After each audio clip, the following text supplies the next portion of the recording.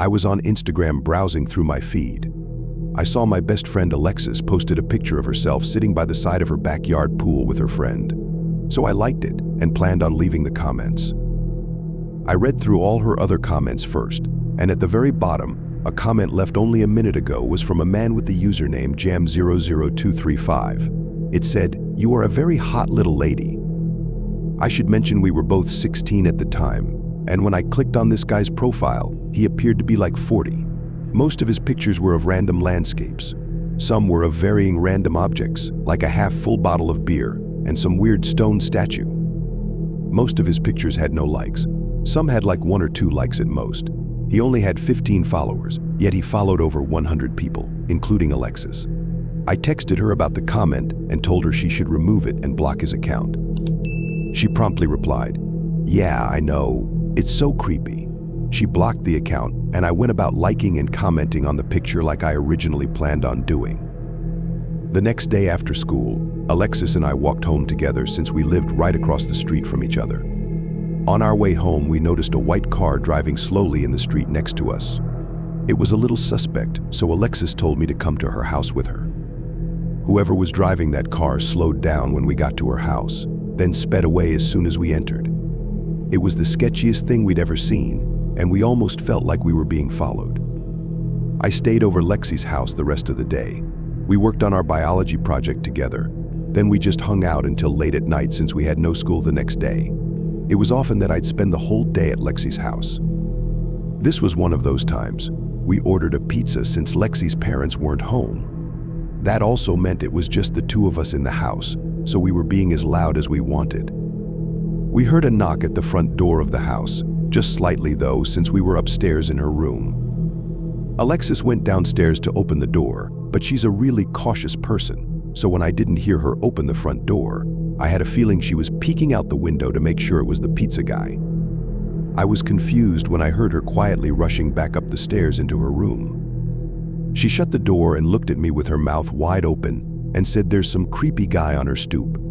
I didn't believe her. I thought it had to be the pizza guy. I went downstairs with her to check the window. There was no one on the stoop though. As she was swearing that she wasn't lying, the doorknob to the back door turned. Someone tried pushing the door open, but the lock prevented it. We looked at each other with horrified expressions on our faces and ran back to her room. She locked the door and sat in fear on her bed. We thought as long as we waited in her room, we'd be okay and whoever was out there would go away. But something completely unexpected happened next. Alexis screamed and pointed at the window where a man's head was visible looking into the room. The man was holding a camera up to the glass. What made the sight even more horrifying was the fact that we were on the 2nd floor, which meant this man climbed up onto the patio roof. I screamed in horror too as we ran to the basement, perhaps the safest place in the house.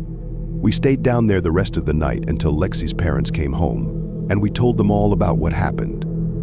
They were shocked, but really, what could anyone do? I went home that night to see a text on my phone from Alexis, saying she just looked back at the random man's Instagram account and saw that the person's face matched the person who was at the window. I looked at it too and agreed. I told her to report the account to the authorities. She didn't know how, honestly. I didn't either, so I told her to wait until the next day to figure it out. However, the next day, the account was deleted, either that or renamed.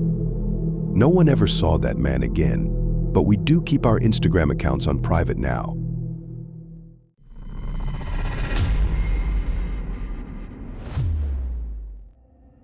All my friends were telling me to make a Tinder, so I figured, why not?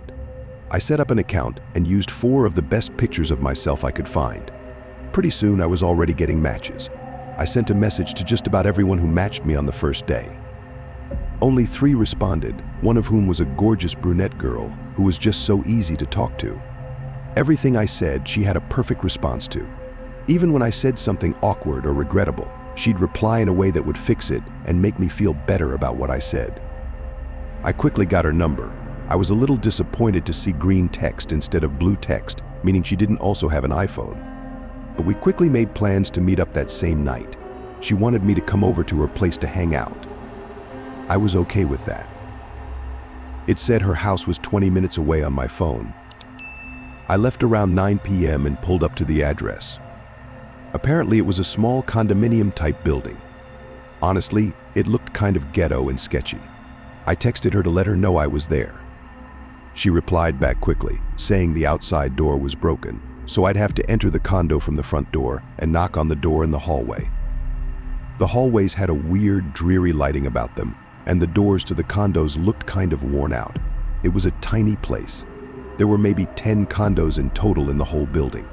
I came to the door with the number 7 on it, the door she told me to come to, and noticed it was half open. Inside, I could see a dark apartment-like room lit up only by the blue glow of the TV that was on. I knocked on the door, making it open a little more, making the crack between the door and the door hinges slightly bigger, which allowed me to see someone standing behind the door, with their eye pressed up to the crack, looking at me. It appeared they were waiting for me to enter to catch me by surprise and grab me. I figured this out right away, so I pulled the door shut and took the few seconds of time it might buy me to run back out the door I came in and back to my car. I drove home feeling like my heart was punching my chest the whole way back. I deleted my Tinder that same night and have never touched the app since.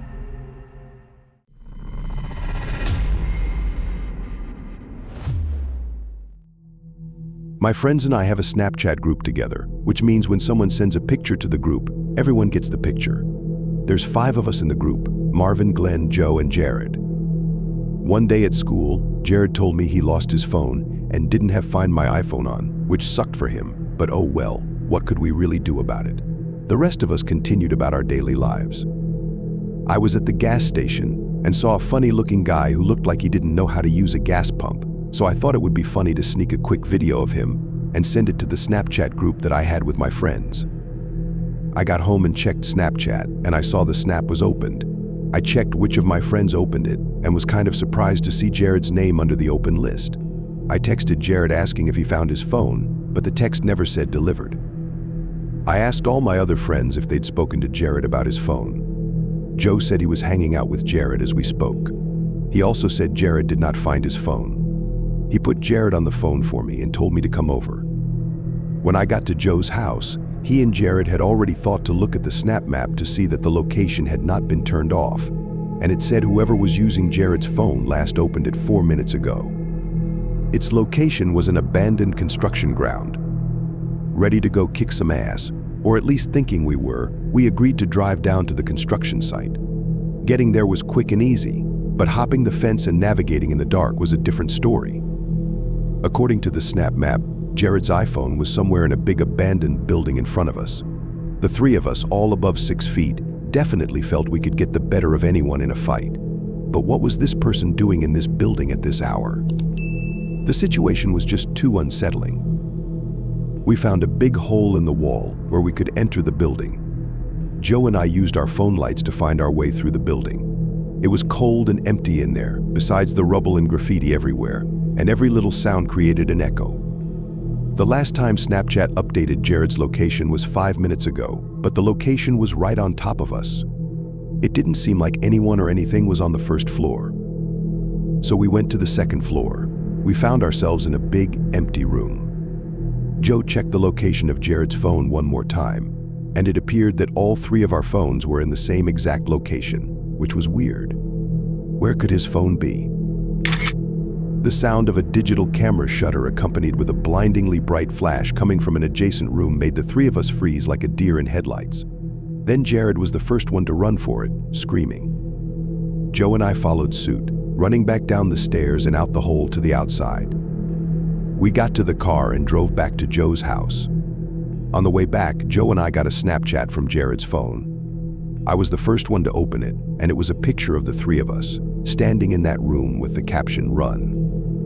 We never went back to that building for his phone. In fact, after that, the location on Jared's phone was turned off, until, of course, Jared signed in on a different phone.